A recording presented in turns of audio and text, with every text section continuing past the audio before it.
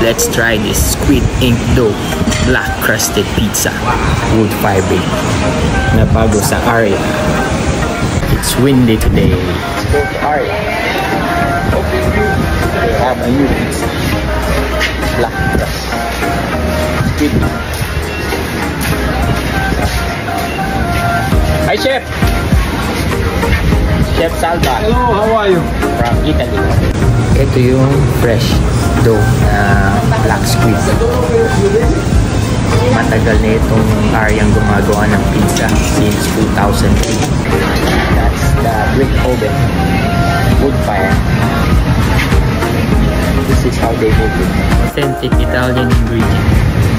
So we make it fresh every day.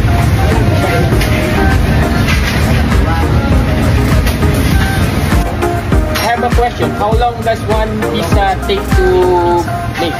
2 to 4 minutes. 2 to 4 minutes. Wow! Okay. Number 1 pizza in Boracay. Amazing! Meron talaga siyang distinct taste and flavor pag sa wood mo binake yung pizza. And a few moments later, Chef Herzog of Aria. Drizzled with olive oil. Wow! This is a 14 inches pizza. Bigger siya sa standard size, so more pizza for you. It's a special category prepared by executive chef, so bigger size, bigger bites. Yummy!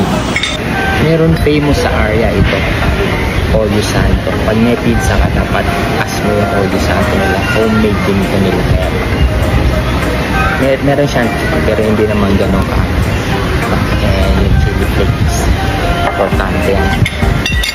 So, try natin ito yung pizza. Black Loto Squid Ink, no? One of its kind dito sa Isla.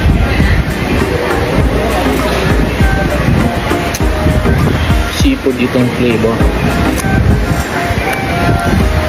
Sarap siya. Ang mga ingredient niya kasi authentic. Italian chef pa. Ang nag-trade siya. Gusto mo talaga ng masarap at authentic na pizza, no? Para kang pumunta sa Italy. Punta ka sa area ko.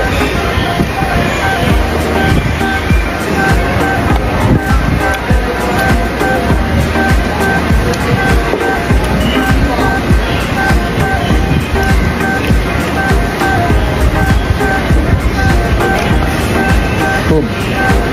Ito yung second floor new wing ng Aria and Cafe del Sol, overlooking sa beachfront. Meron pa silang another wing. Pwede kang magpa-reserve dyan. Ito, beachfront siya. Dito.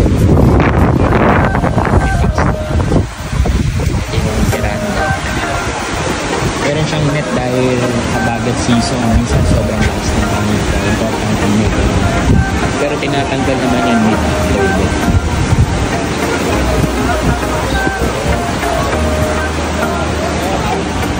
Welcome to Aria. Dito lang to sa Beachfront Station 2 D-Mall. Madali siyang mahanap. So tara, let's go!